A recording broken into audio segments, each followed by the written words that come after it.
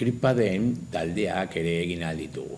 Gainera talde horiek nahiko izkotatuak dira, nahiko anonimoak dira, bale? Momentu batean, ez dugu ezagutu behar, ez da bestearen erabiltzailearen izena edo horrelakorik, bale? Egiteko, ni banago hemen ja, paden sartuta, joango naiz nire erabiltzailearen ikonora eta taldeak sakatuko dut. Hemen badut pare bat eginda eta berriak egiteko bakarrik sakatu behar dut berrian, sakatuko dut berri bat egiteko, jarriko diot izen bat, Jose taldea, eta sortu.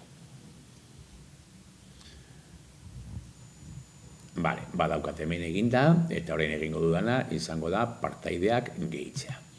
Sakatuko dut gainean, eta hemen agertzen zait, txateatzeko haiekin, eta kideak. Eta partekatuta daude karpetak haiekin. Sakatuko dut kideak, kideak izan aldira jabeak, hori da ni, administratzaileak, deletarik egina dutenak, kideak edo ikusleak. Ikusleak bakarrik ikusi aldute. Jarriko dut gonbidatu ikasleak, kontaktuetatik hartu aldut, baina egingo dut esteka baten bidez. Hemen jarriko dut behin-behineko izen bat, baina gero erabiltzaileak aldatuko du, orduan jarriko dut adibidez hemen, erabiltzailea, eta pasaitz bat emango diot. Berak pasaitz hori sartu behar du sartzeko. Eta hemen mezu bat jasotzeko. Kaixo adibidez sartu taldean.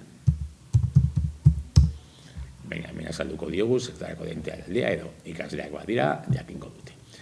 Sortu esteka, sortzen ari da esteka, eta egin dagoenean esteka, kopiatuko dugu.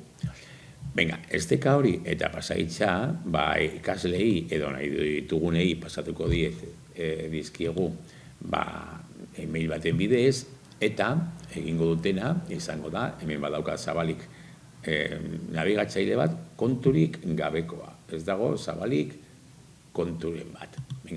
Orduan jarriko dut hemen pegareir, ikasle moduan, eta hemen, agertzen zait ja gonbidapena.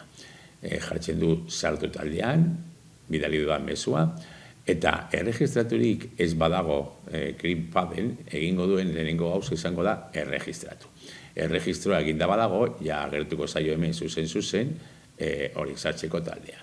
Orduan erregistratuko naiz lehenengo aldiz delako, jarriko dut nire izena, adibidez ikasle bat batin bada, ikaslearen izena. Ikasleak hemen bere izena jarriko du.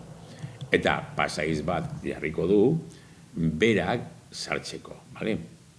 Pasaiz hau ez da lehen emandakoa, baizik eta ikasleak erabiliko duena Kripaden sartzeko.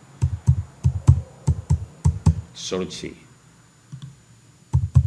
karakter izan behar du gutxienez, orduan, hau utziko dugu markaturik, ikasleak eta onartu baimenak.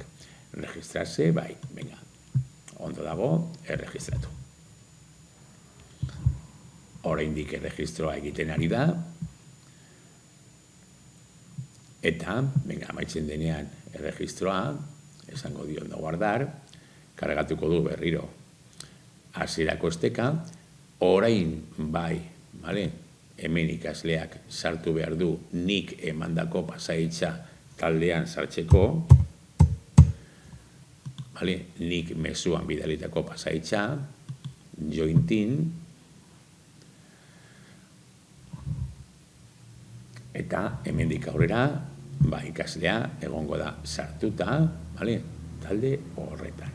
Bueltatxe bagara ona, hemen ikusten dugu ja ikaslea ikusle moduan dagoela, hasiera batean sartzen dira ikusle moduan, baina hemen sakatuz, jarri aldut ikasle hori beste talde batean.